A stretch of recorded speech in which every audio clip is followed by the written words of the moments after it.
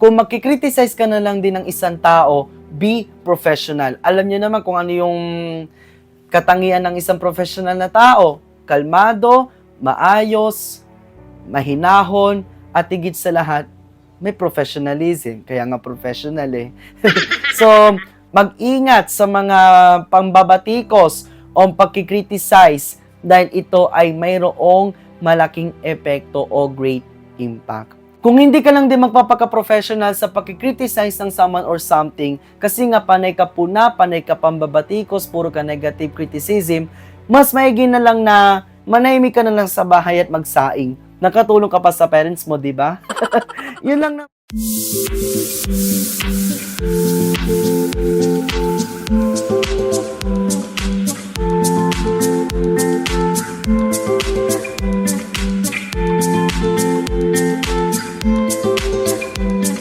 Hello guys! Welcome sa Bible Speak Season 2 at ngayon po ay nasa episode number 4 na po tayo. So maraming salamat po sa inyo pong patuloy na pagsuporta sa atin pong channel na Charles Studios, including po sa inyo pong panonood, pag-react, at pag-share na rin po ng ating pong mga vids nito pong mga nakaraang Sunday. So patuloy pa po kayong pagpalain ni Lord and I really appreciate all of your efforts po. Today marks my father's birthday, so allow me to greet him a happy birthday. Papa, maraming salamat po sa ginagawa mo pong effort, pagsasakripisyo para po mai-provide niyo po yung pangangailangan po ng ating family, kay mama, sa akin. Maraming salamat po, Papa. So I wish you all the best and I pray for more birthdays and more blessings and of course, good health na rin po. So patuloy ka pong pagpalain ni Lord, Papa. Happy birthday. Mahal po kita. Syempre, kayo po ni Mama. Ngayon ay nais ko pong ibahagi sa inyo ang atin pong message po ngayong gabi. So, are you excited? Ayan, so I hope na excited po kayo sa atin pong ibabahagi na message po ngayong gabi. And that is judgmental world. Ayan, so bakit judgmental world? Malalaman po natin yan maya-maya lang. So, meron akong tanong po para sa inyo. Nabully po ba kayo nung elementary o high school? So, syempre, may ilan po sa atin no, na naka-experience na yan. Nahusgahan po ba kayo base sa iyong pagkatao o sa iyong mga pinagdaanan sa buhay? Okay.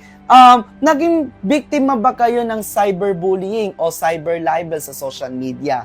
Yung mga napopost, yung mga pinatatamaan sa Facebook, no? Ang daming ganyan.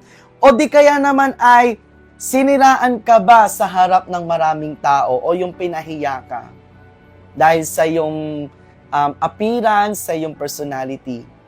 Ayun, so most of us no ay naging biktima na din ng mga ganitong uri ng panghusga, ganitong senaryo. So meron pong Bible story dito na kung saan makikita po natin kung paano si Jesus Christ hindi niya ginudge yung taong ito base sa kanyang pinagdaanan. Dito po sa Juan chapter 8 verses 3 to 9. So basahin po natin.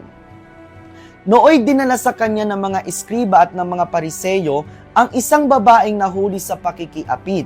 Pinatayo ito sa harapan nila at sinabi kay Jesus, Guro, ang babaeng ito'y nahuli sa pakikiapid.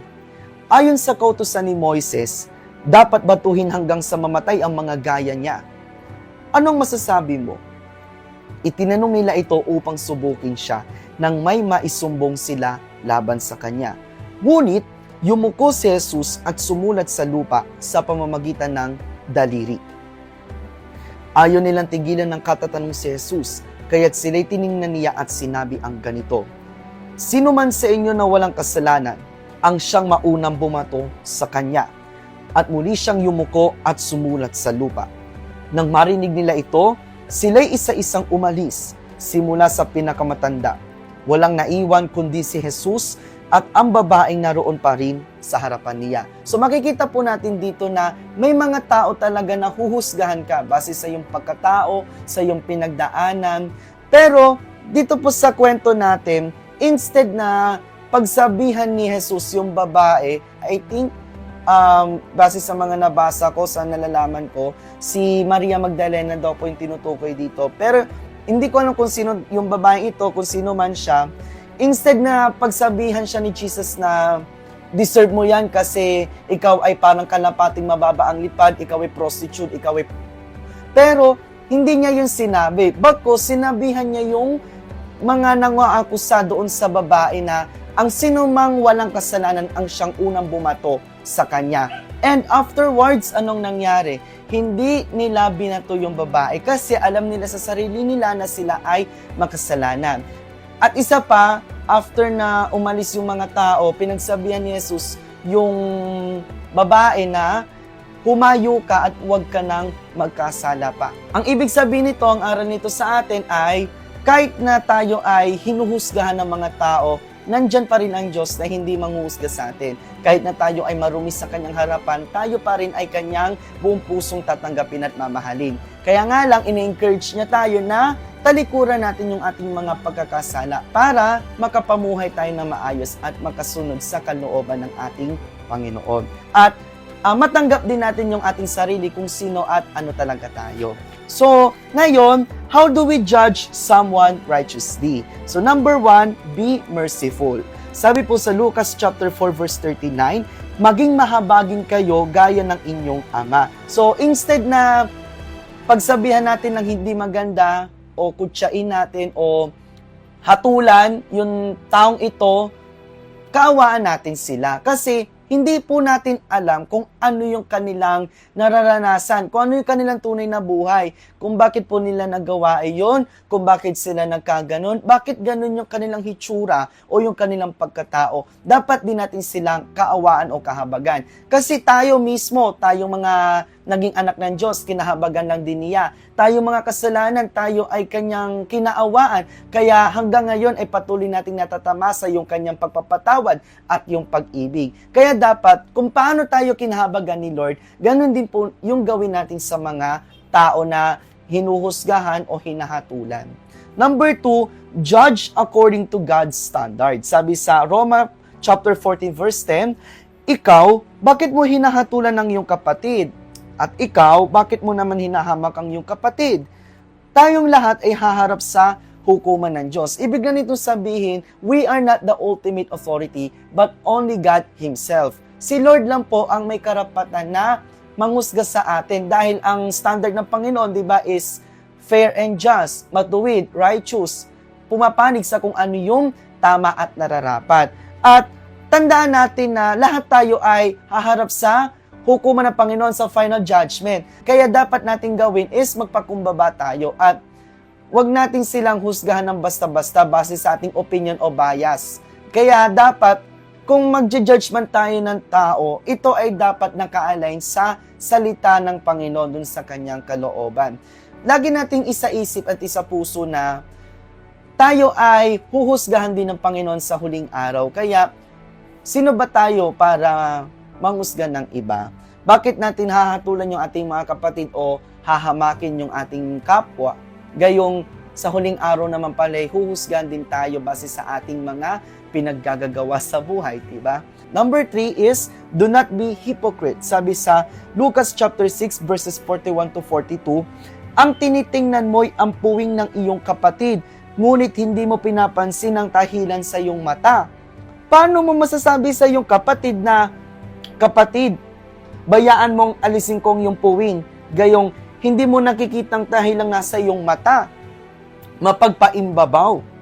Alisin mo muna ang tahilan sa iyong mata at makakikita kang mabuti. Sa gayoy, maaalis mo ang puwing ng iyong kapatid. So meron talagang mga tao na huhusgahan ka na ikaw ay hahatulan, kukutsain ka dahil sa iyong pagkatao o sa iyong pinagdaanan sa buhay. Pero yung sarili nila mismo, hindi nila malinis. Diba? So, ang dami talagang judgmental na mga tao, pero yung sarili nila, hindi nila mahusgahan. Kumbaga, yung nakikita nila yung dumi ng iba, pero yung sarili nila hindi. So, ano yung masasabi ko dito? Humarap ka muna sa salamin. Tignan mo muna kung meron kang kapintasan sa sarili mo. Saka mo husgahan yung taong iyon. Huwag tayo magpaka-hipokrito pagdating sa panghusga. Palagi tayong nang-judge ng tao without knowing na meron din pala tayong kapintasan sa sarili natin. Number 4 is be considerate. Sabi sa Unang Hari chapter 3 verse 9, bigyan mo ako ng isang pusong maunawain at marunong kumilala ng masama at magaling. Sapagkat sino ang maaaring maghari sa bayan mong ito na napakalaki?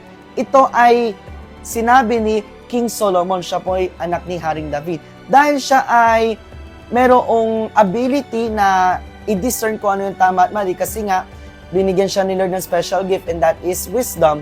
So, nag-pray siya sa Panginoon kung ano yung po pwede niyang gawin upang ma-discern niya kung ano yung tama at mali. Isa doon sa pinag-pray niya ay bigyan siya ng isang pusong maunawain. Hindi tayo dapat nang judge ng tao. Kailangan muna nating unawain kung ano nga ba yung sitwasyon ng taong iyon. Kasi panay tayo husga, panay tayo puna, panay tayo judge, tapos hindi natin alam na ganun pala yung kanilang karanasan, na ganun pala yung kanilang kalagayan o estado sa buhay. So, maging considerate tayo sa lahat ng oras. Kailangan muna natin silang pakinggan, kailangan muna nating alamin yung kanilang kwento, kailangan muna nating alamin yung background niya bago natin siya husgahan. So, maging considerate tayo, unawain natin, intindihin natin sila dahil hindi po natin alam kung ano talaga yung kanilang tunay na kwento. Kaya ano ba yung karapatan nga natin na manghusga kung hindi natin inaalam yung cause o yung root o yung mga pinagdaanan ng taong ito na hinuhusgahan natin. Number 5, do not condemn. Sabi sa Santiago chapter 4 verse 12, iisa ang nagbigay ng kautusan at siya rin ang hukom. Tanging siya ang may kapangyarihang magligtas at pumuksa. Ngunit ikaw, sino ka upang humatol sa iyong kapwa? Diba? Huwag nating basta-basta huhusgahan yung tao dahil meron tayong iisang Diyos na ultimate judge. Siya yung ating tagapaghatol, ang ating dakilang hukom. Sino nga ba tayong mga tao para manghusga ng kapwa? Diyos ba tayo para pagsalitaan natin ng hindi maganda o sabihan siya base sa kanyang pagkatao o sa kanyang pinagdaanan? Number 6, show love. Sabi sa Unang Pedro chapter 4 verse 8, higit sa lahat, magmahalan kayo ng tapat sapagkat ang pagmamahal ay pumapawi ng maraming kasalanan. So instead na i-judge natin sila, let's spread love and not hate. Mahalin natin sila to the way na we are very compassionate, tinutulungan natin sila, pinapalakas natin yung kanilang loob, at minomotivate natin sila. So ang pag-ibig kasi hindi lang yan nga paraan na romantic way, no? Pero, hindi lang siya sa paraan na romantic o puppy love or whatsoever. Ano man yung pagkakakilala niyo sa pag-ibig. Pero kasi, when it comes to this scenario, kapag meron tayong nakikita mga tao na nahuhusgahan, ipakita natin sa kanila yung pag-ibig. Pag-ibig na merong concern, na pinapalakas natin yung kanilang kalooban, na sila ay ating ini-encourage. And that is number 7, encourage. Sabi sa Galatia chapter 6 verses 1 to 2, mga kapatid, kung may mahulog sa pagkakasala, kayong pinapatnubayan ng Espiritu ang magtuwid sa Kanya. Gawin ninyo ito ng buong hinahon at mag-ingat kayo, baka kayo naman ang matukso. Verse 2, magtulungan kayo sa pagdadala ng pasalin at sa ganitong para ay matutupad ninyo ang utos ni Kristo. So, instead na pagsalita natin sila ng hindi maganda, i-judge natin sila na ganito siya, ganoon siya, dapat pa natin silang i-encourage.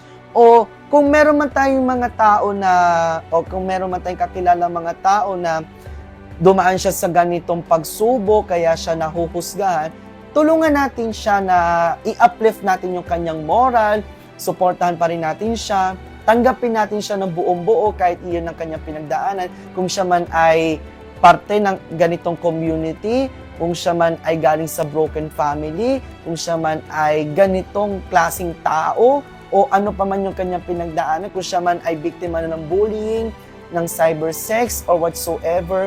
So, tanggapin pa rin natin sila. Pero, hindi natin sila ito-tolerate na magpahulog sila doon. Hindi. Tutulungan natin sila kasi gusto natin na mabago yung kanilang buhay. Sa halip na i-comment natin sa kanila na, ayan, deserve mo yan kasi ganyan ka, marumi ka, makasalanan ka, kaya kung ano man yung nararanasan mo, deserve mo yan. At deserve mo ng mga mapapait, masasakit na salita.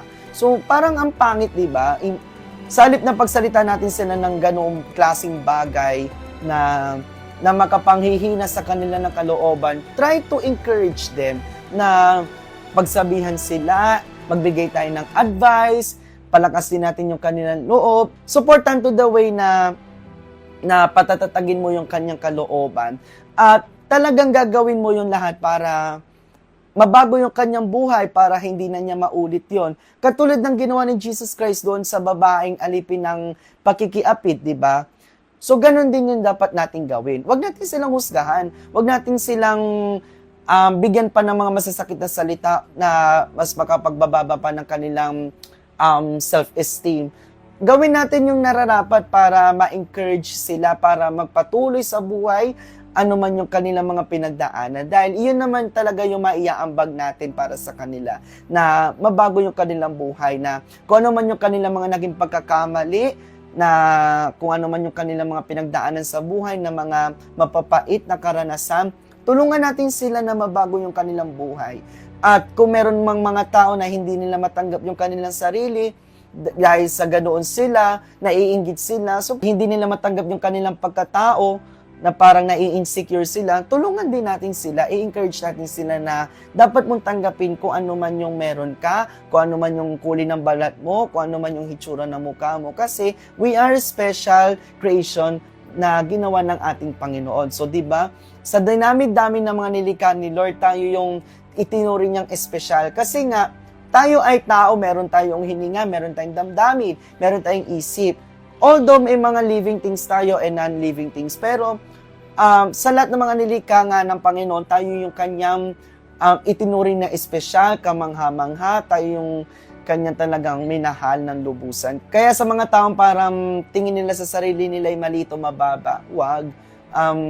Yun yung maging lesson natin dito, na tanggapin pa rin natin yung sarili natin, ano man yung meron tayo o ano man yung pinagdaanan natin sa buhay. Tandaan natin na meron pa rin Diyos na hindi tayo hahatulan kung ano man tayo at sino tayo. And let's do our best para mabago yung kanilang buhay at matanggap yung kanilang sarili sa kabila ng kanilang mga pinagdaanan o sa kabila ng kanilang katauhan. So bilang hamon o challenge, let me read this verse sa 1 Samuel chapter 16 verse 7. Ang sabi dito, ngunit sinabi sa kanya ni Yahweh, huwag mong tingnan ang kanyang taas at kakisigan. Hindi siya ang hinirang ko. Ang batayan ko ay di tulad ng batayan ng tao. Panlabas na anyong tinitingnan ng tao, ngunit puso ang tinitingnan ko. So, ang aral lang nito is, si Lord, hindi siya nang judge base sa panlabas nating anyo, kundi tinitingnan din niya kung ano yung puso natin. Huwag nating tingnan yung tao base sa kanyang appearance, sa kanyang pinagdaanan sa buhay. Huwag natin silang i-judge doon, kundi tingnan natin kung ano yung kanyang kalooban, dahil yun ang mas importante at yun ang mas tinitingnan ng ating Panginoon. So ang ating takeaways o ang ating golden rule dito is, we don't have an authority to judge other people based on their experiences or based on their appearance, but only God can judge all of us. Ayan. So, maraming salamat po sa inyo pong pakikinig at panonood ng ating pong episode na ito. Nawa po ay meron po kayong at least natutunan at you can share it to your timeline. You are free to react, to comment, or whatever you do para po mas marami pa pong makapanood pa ng ating pong videos po. So ngayon po ay in-encourage ko po kayo na mag-follow at mag-subscribe sa ating pong channel na Charles Studios dito po sa ating Facebook page, YouTube channel at TikTok account. Hanggang sa susunod po nating episode dito po sa ating segment na Bible Speaks. Patuloy po kayong pagpalain at ingatan ng ating Diyos na dakila.